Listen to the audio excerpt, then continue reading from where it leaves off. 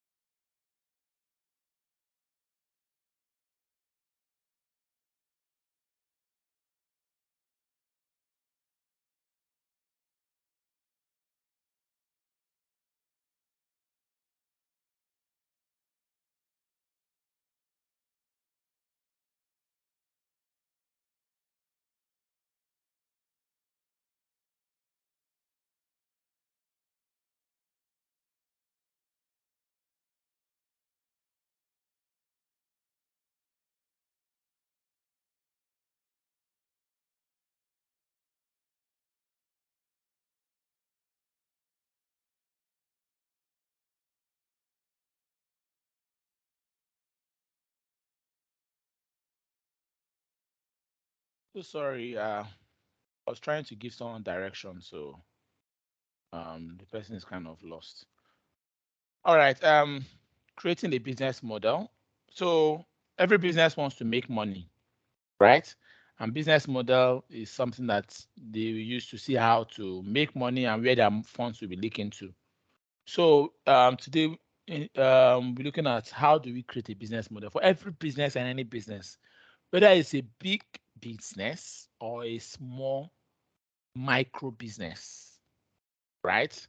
Could be a small micro business as you buying shoes on the island and selling to people on your WhatsApp status by snapping the shoes, posting on your status, talking about the price. Could be as small as that business. You need a business model for that to succeed. So every business needs a business model. So we're looking at how to create a business model. And to start, I want to ask you people the question. Starting with, they say ladies first, starting with Nosira, what is a business model? From your understanding, from this short explanation I'm giving today, what is a business model? Okay, I would say a business model is a way and a business owner wants his business to how he wants his business to go, or like a structure, can be a structure on how he wants his business to run. I don't know if it makes sense. Okay, cool. Nice one. Izana. Should I call you Izana or Obed? Which one do you prefer? Obed or Uche is preferable, sir. Okay, Obed or Uche? Okay, go ahead. Yes, Eziana is my family listening. Yes, a business model to me is like the way a business owner portrays his or her business to the public glare. How a business is fair. I'm saying this from the modeling world, the fashion modeling world. Just like the way a business is portrayed, everything about the business, how customers in turn will perceive the business. I think that's what business modeling is all about.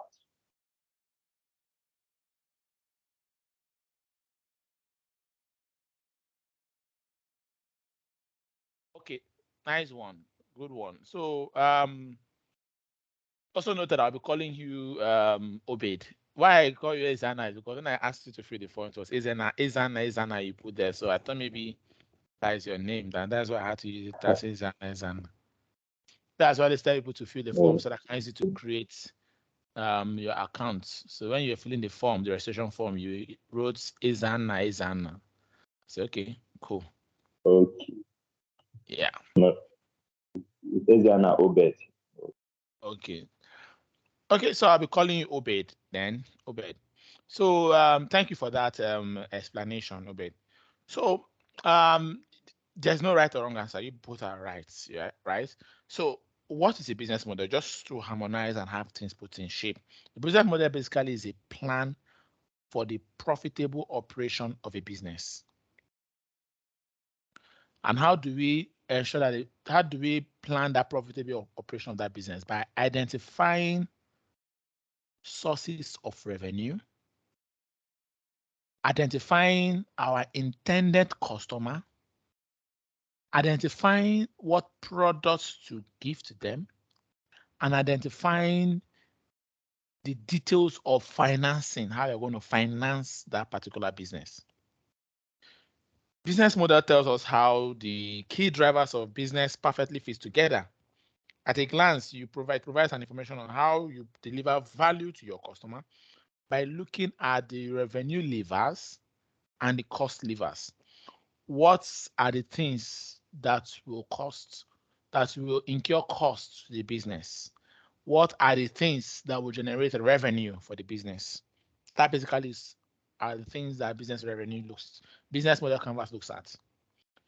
It helps to identify products or services the business plans to sell, the markets, and the anticipated expenses. Business models, simply put, can be seen as everything it takes to make something. Can also be seen as everything it takes to sell that particular thing. And also, it talks about how and what the customer will need to pay. So everything we need to do to make something happen as a business is in our business model. Everything we need to do to sell that business or sell that idea is in our business model. And how our customer pay and what they pay for is also on our business model. So there are different types of business models that we have today. We have advertising business model, affiliate, brokerage, concierge, crowdsourcing, disintermediation, fractionalization, franchising, freemium, leasing, low touch, marketplace, pay as you go, razor blade, reverse auction, even subscription model. But let's take a look at the top 5 or 6 common business models that we have, right? The top 5 business model, right? Number 1 is subscription-based business model, right? I know that in one way or the other, you have subscribed to a particular product and services. So who can tell me one of the products and services that you have subscribed to, maybe in the last 1 year or in the last 3 months or in the last 1 month, or you are currently subscribing to? We can say like DSTV or this. Fantastic. So Nusira, for yourself, tell me 2 products or services you have subscribed to or you and your family are currently subscribed to. Wi-Fi or Wi-Fi. Data services, right? Data services, yes. Data services. Sure, that one. Like I just said, like DSTV, like I got this TV. Cable TV, right? Cable TV. Yes, cable TV. Yes. Fantastic. So that is what they call subscription model. You are subscribed to their services, right? And the services have different range. You can subscribe for just the classic, premium, basic, depending, right? That is how subscription model has. It has different range. So subscription model is basically, in this model, consumers get charged a subscription fee to get access to a service. So because I want to have internet service, I want to have access to internet, I need to subscribe, right? Because I want to, those of us in Nigeria, because I want to watch European football, right? And also watch international news stations or international stations, I have to subscribe and I need to pay subscription fee. For DSTV, they have different subscription fee, right? For family, access, compact plus, premium. So depending on the number of stations and type of activities you want to engage on DSTV, you will subscribe or whatever plan you wish, right? Another type of revenue model. So now in this subscription model, the business is basically making money from that subscription fee they are charging you. That is how they make money. So that is the model they're using to generate money for the business, subscription fee, right? Now, another business model we have is marketplace. For this one, okay, I forgot to ask Izana, right? Izana, so which subscription service are you currently using at the moment? Or which product services are you currently paying subscription fee for? Okay, for antivirus and Netflix.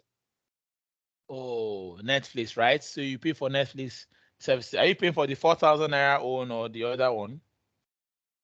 4,000 naira, the lowest one. So for Netflix, the plan you are will determine the quality of the movies, right? The quality of the movies you're going to have, if it is 4K, HD, or thereabouts. So Yes. they charge you for that subscription fee for you to have access to their service, and not just access to their service, to a particular plan or level or grade of their service. If you want a larger, all-encompassing service delivery, you pay for the premium plan. Now, another business model is a marketplace business model. This basically allows sellers to list items for sale and provide customers with easy tools for connecting with sellers. A good example of a company that uses marketplace business model is Jumia, Amazon, Alibaba, right? AliExpress. They all use marketplace. When Jumia started off, Jumia don't even have a warehouse. All they do is to connect sellers to what? Buyers. And in turn, they charge commission. So for a seller, they might charge the seller, who is the merchant that is trying to place their products on their platform, for advert placement fee. And then they could, if they don't want to charge advert placement fee, they can charge commission fee, whereby a seller places an item and the price of that item the seller wants to place that item for is 2,000 naira. The seller will put 2,000 naira. Jumia might display 2,500 or 3,000 naira. The buyer pays 3,000 naira. The seller delivers the goods. Jumia pays the seller their 2,000 naira, collects their 1,000 naira, or collects their 500 naira. That's commission fee, right? Another company that charges this, that works like a marketplace. It came into my head when I was talking about this Jumia stuff. The company actually came into my head when I was talking about this Jumia stuff. So then when it comes to my head, when it comes back, I will talk about the company. So there are different companies that are. What about Facebook Market? Is it also? Yes, Facebook Marketplace as well. Bringing buyers and sellers. They have nothing to do with who the buyer. All they have to do is just to ensure that the buyer is someone that's trustworthy. Another one is Airbnb. Airbnb does not have any house. They don't have houses around the world.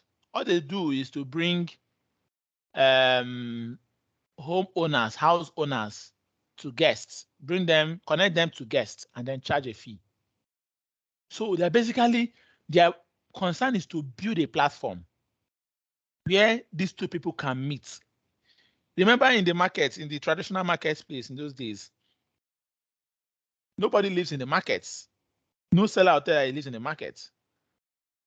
A market does not have its own specific goods or specific. You will say that K2 market has fish.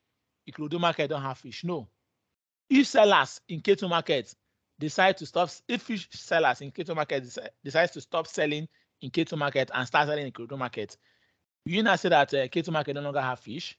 So all market does is provide that avenue, that platform for buyers and sellers to meet together and communicate, then charge on the commission.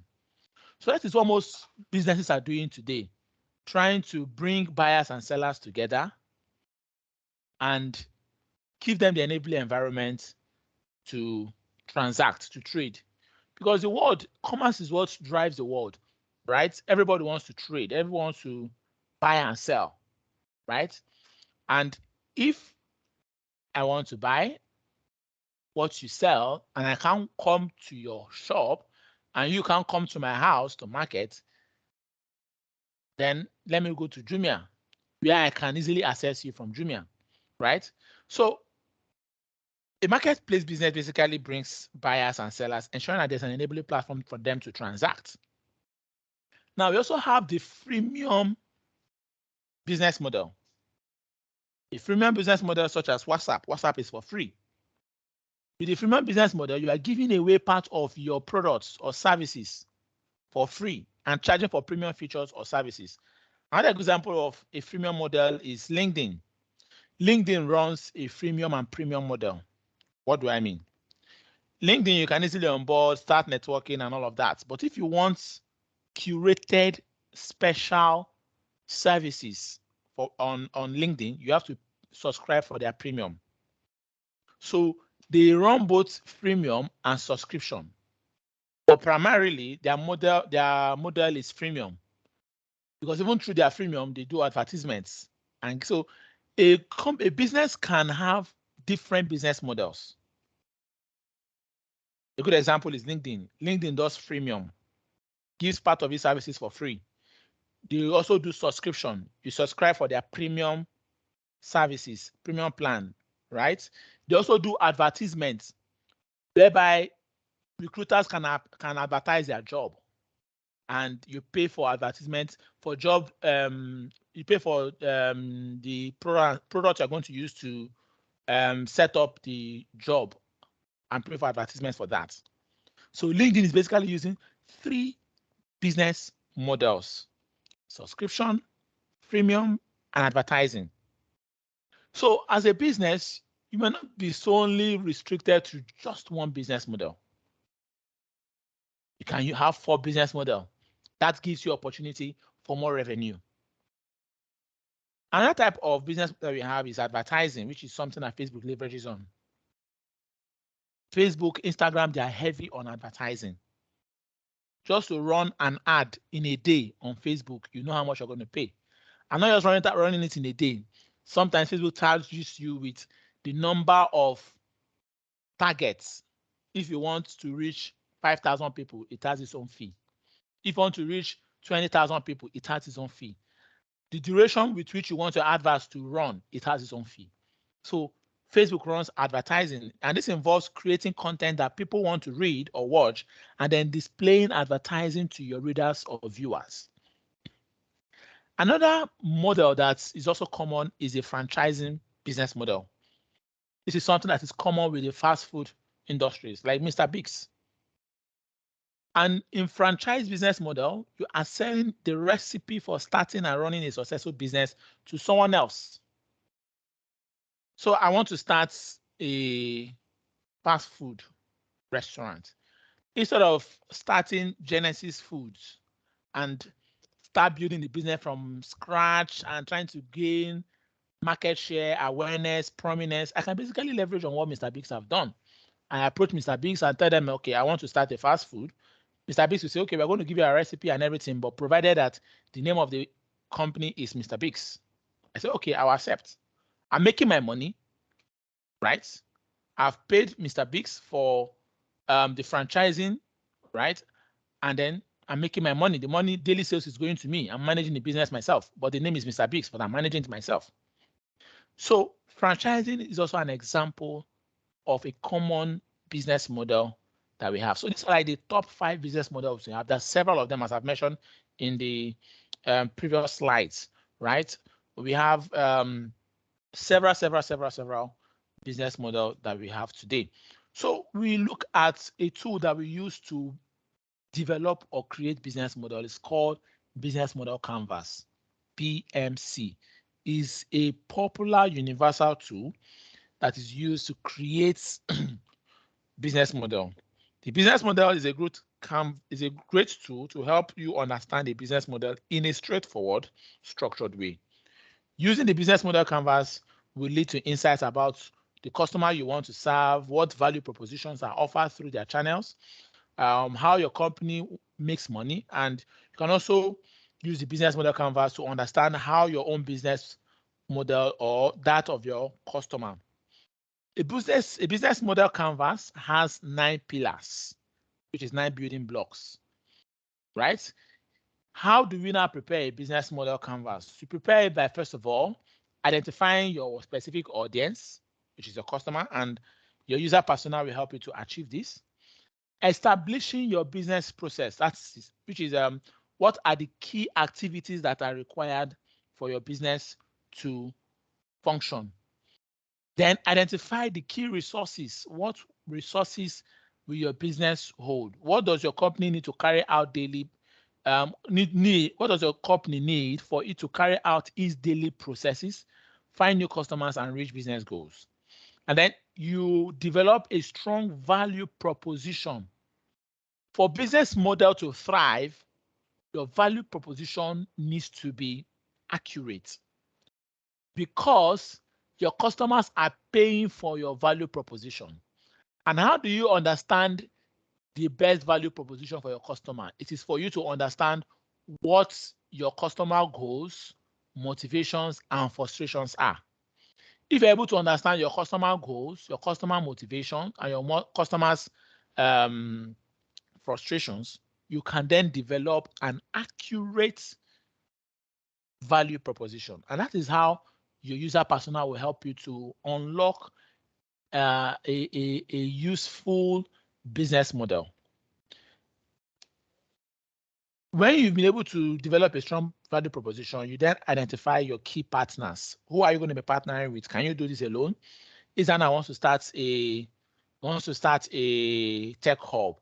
If you want to do it alone, or you want to partner with people that you know that can help you drive in customer, you can't go and start building your own internet service provider company. You have to partner with probably MTN or Glo or fiber optics or whatever to provide you data services. In terms of power, you want to partner with a solar company to help set up a solar system for you, or you want to buy a generator to use the generator. In terms of facility, do you want to rent a space and you want to rent a property and use it for that, or you want to buy a land and build? So you need to understand who are my key business partners. Then you develop a demand channel. Like, through what channel will your customer demand for your product, reach your products, get across to you? So let's look at the business model canvas template. It basically has a template. So for a business model canvas, it has 9 pillars, as I've said, 9 building blocks. Number 1 is the customer segments, which helps you to understand your target audience. So what segments are they? Okay, I want to do a tech hub for Obed. He said he wants to do a tech hub, right? So what are your customer segments? One, your customer segment will be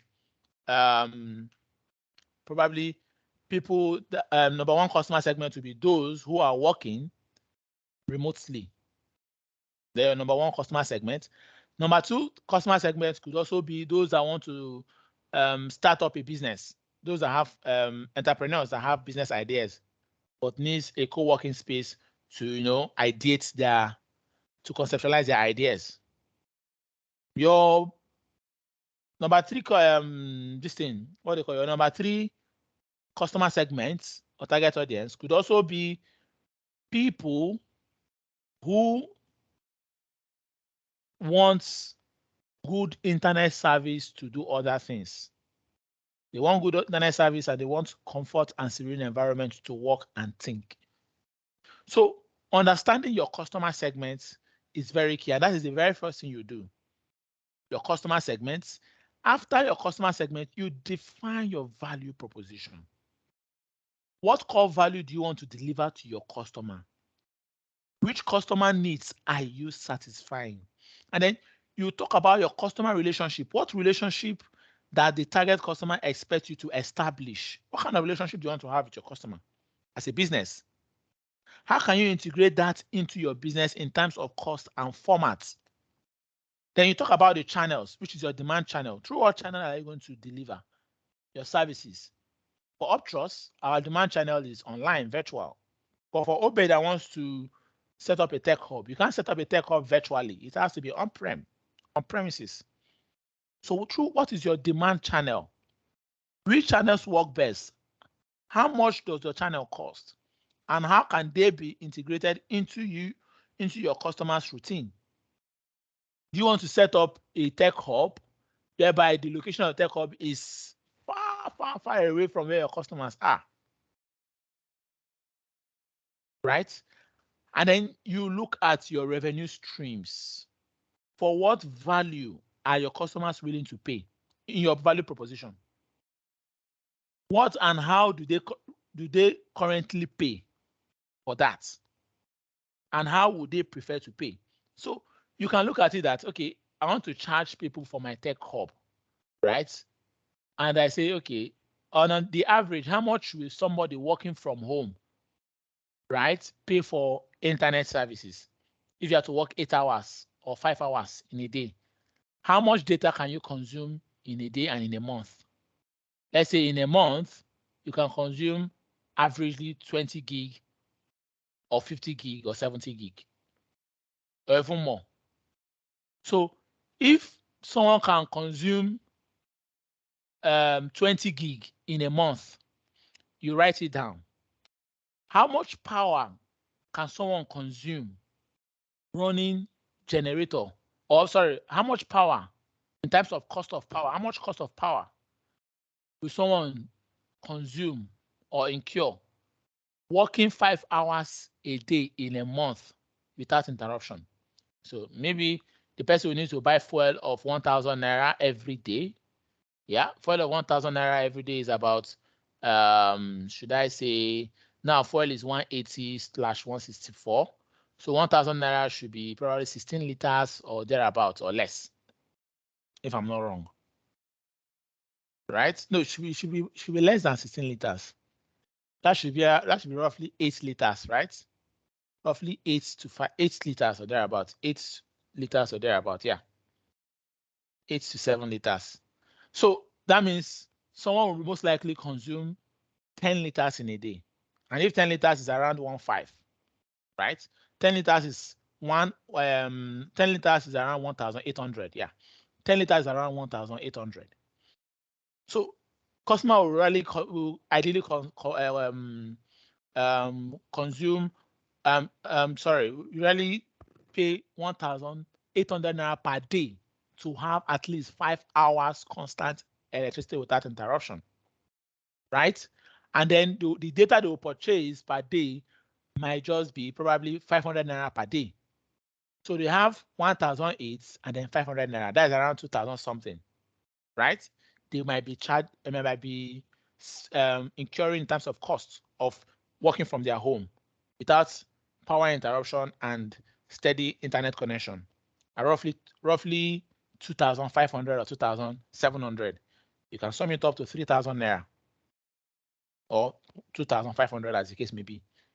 That can then advise you. Do I want to put some other things into consideration? Of course, you have to. because you are providing them comfort in a serene environment. You have to charge for the cost of comfort. You place a value to that. You could place maybe 2,000 naira for the cost of comfort. You have to charge for the cost of rent, right? You could charge maybe 1,000 naira per customer for the cost of rent. That's in a day. So we have 2,005 plus 1,000 naira for comfort, 3,500, plus 1,000 naira for you're charging as cost of rent that you are incurring as a own business, which is 4,500, right? Then you are paying salaries to your employers, people like cleaners, receptionists, marketers that are helping to market. You can also charge 1,500 for that on each customer head, right? So that could be probably or you could charge additional 500 naira on each customer head, or 1,500 if you want. So 4,500 plus 1,500, that is 6,000 naira, right?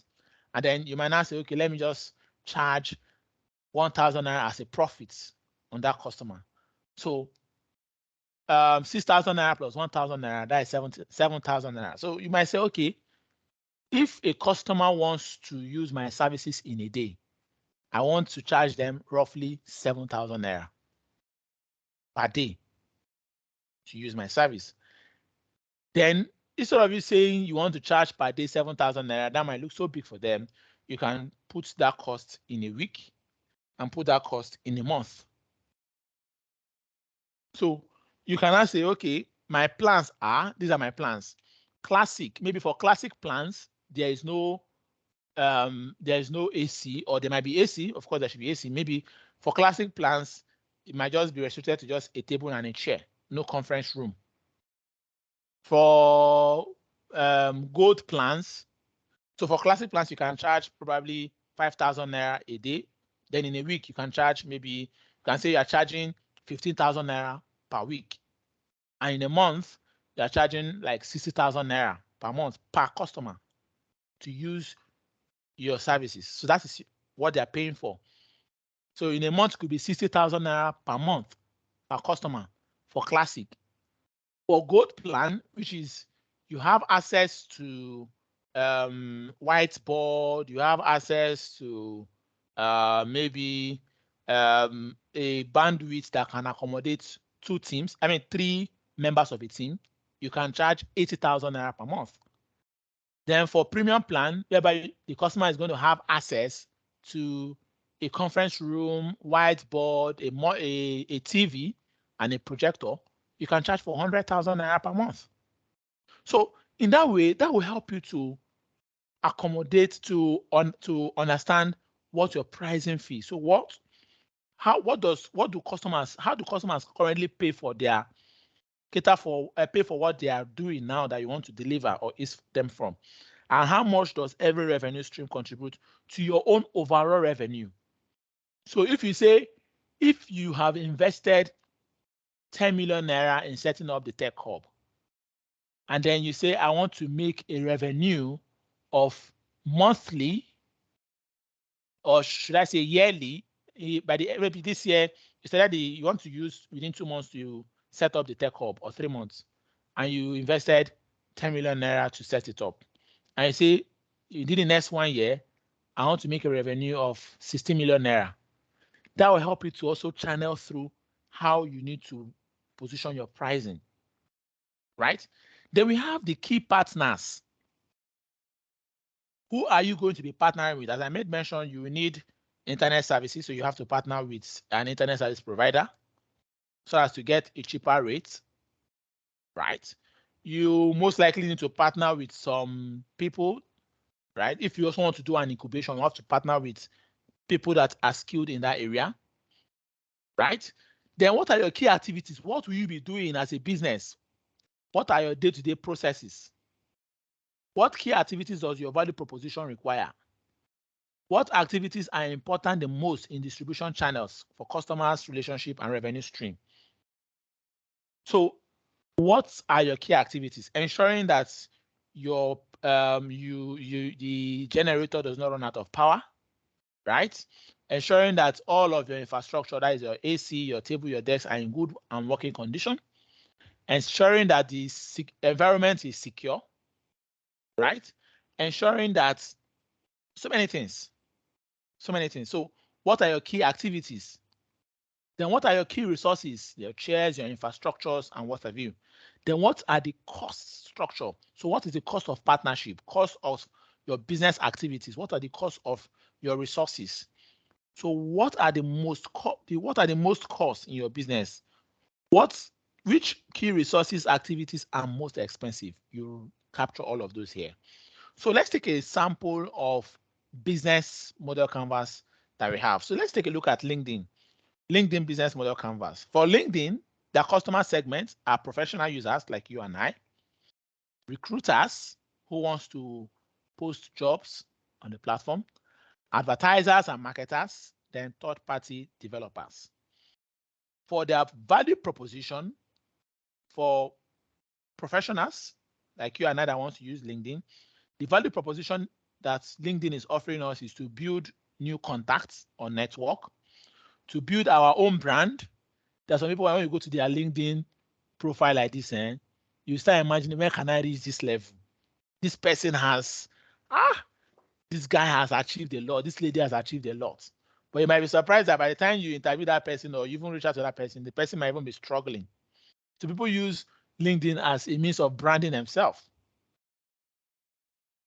right? Another value proposition that LinkedIn offered, but now they sell off this particular piece, is SlideShare. SlideShare is where you go to get, it's like the knowledge base of LinkedIn, where you get information, but I think they've sold off SlideShare. So LinkedIn no longer owns SlideShare, I guess, from the last time I checked last month. Now, for recruiters, what are the value propositions that LinkedIn are offering recruiters? Effective tools for marketing their jobs, resumes with references.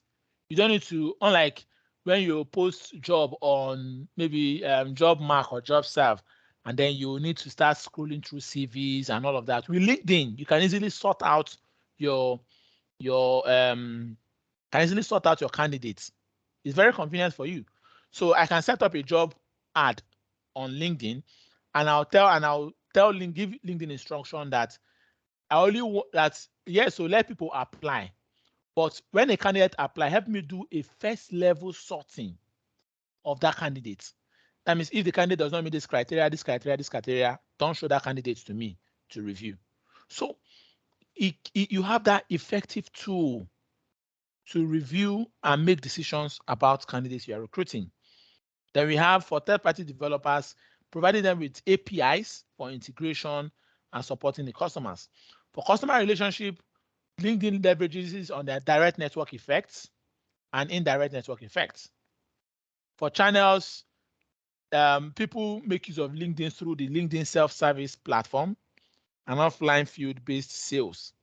For revenue streams on LinkedIn, LinkedIn have their talent solution, their marketing solutions, and their premium subscriptions. So their talent solution, they charge a fee for that. Marketing solution that marketers used to advertise their products and services, they charge for that. And then premium subscriptions, customers like you and I pay for that.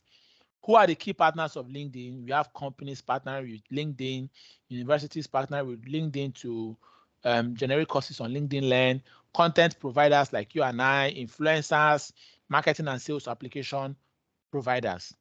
Key activities of LinkedIn, what LinkedIn is concerned about, is to develop their platform. So platform development is a key activity for LinkedIn. Hiring and retaining their staff is a key activity for LinkedIn. Protecting their intellectual property and also protecting the customer is also a key activity for LinkedIn. Some of the key resources of LinkedIn is their platform, which is their solution, and also their network. The cost structure, what are the things that is going to incur costs for LinkedIn? Product development, developing at their platform, sales and marketing, general and administrative costs, cost of revenue, and depreciation costs. Taking a look at another business, which is Uber, their business model canvas. For Uber, their customer segments are passengers and drivers. And for value proposition for the drivers, their customer segment, their value proposition is the ease of getting started. It's very easy for you to get started as a driver. Opportunity to earn, ease in accessing more passengers, and freedom to choose your hours to work. For riders, the value proposition for riders is basically safety and security, chance to avail services with lower price than the normal taxi services, convenience with easier transaction. For for normal yellow taxis, I'm sure you can in Lagos here, you can't go from one destination. They can't charge you anything less than 2,000 from one destination to another destination, no matter how the distance. The minimum they can charge you is 2,000 naira. But for LinkedIn, you can even get a ride of 1,500. You can get a ride of 800 naira. You can get a ride of 1,200, 1,800, and then so on and so forth. For the riders, which is the passengers, the value proposition. Okay, I've talked about that. Yeah. So, what are the customer relationships for Uber? We have general public. They relate to their customers through the general public. They have regulators that they use, that they relate with as well.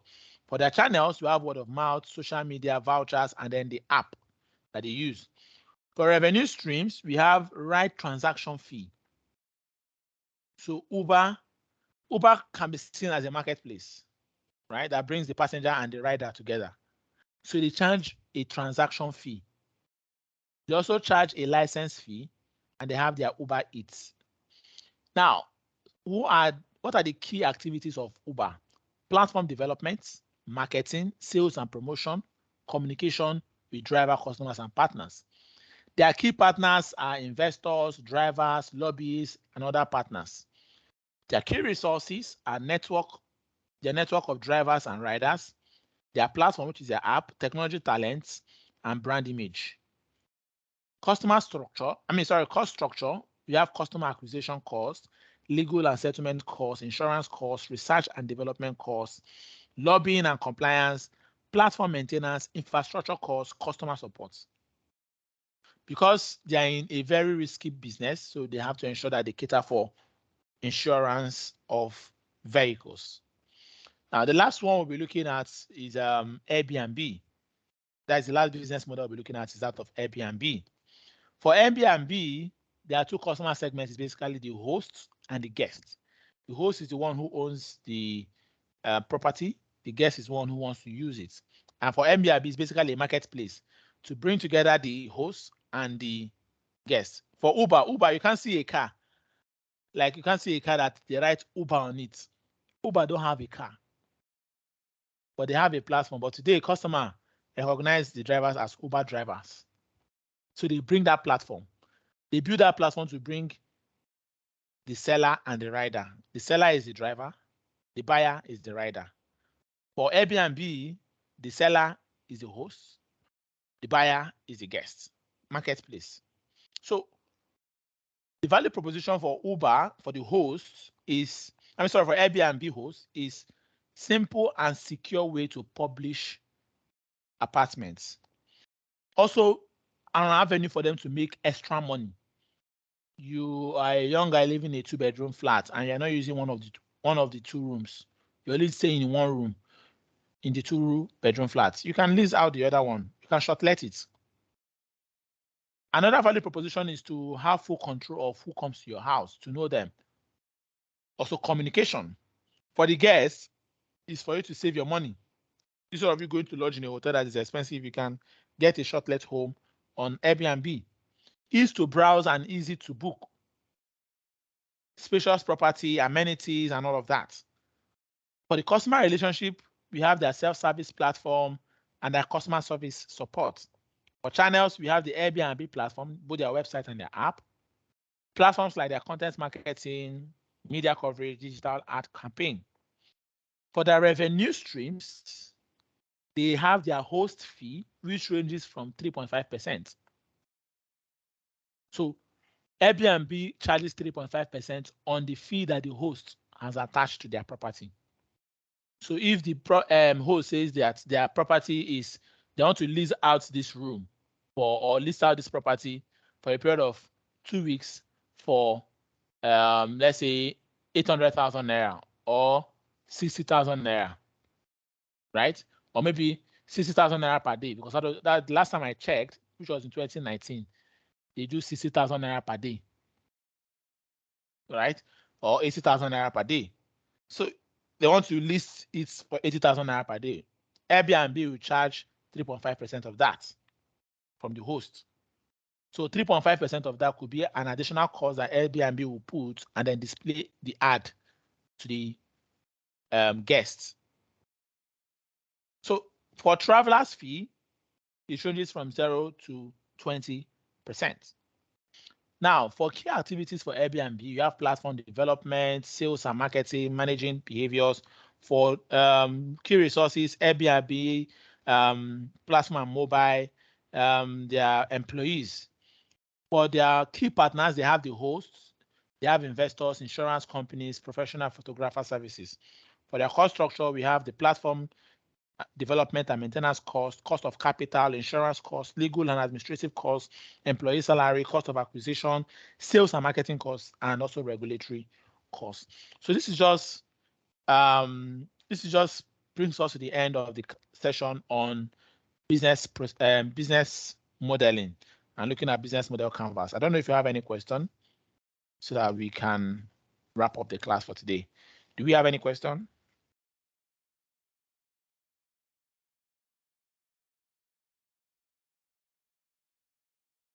No, I mean, I'm fine. Okay, you understand it very Yes. well, 100%. Yeah. Hopefully, yeah, until we see our project, we're gonna be able to connect some of those things. Okay, That's great. it. All Yeah. right, great. So I'll stop Thanks. recording now. So that basically brings us to the end of the class for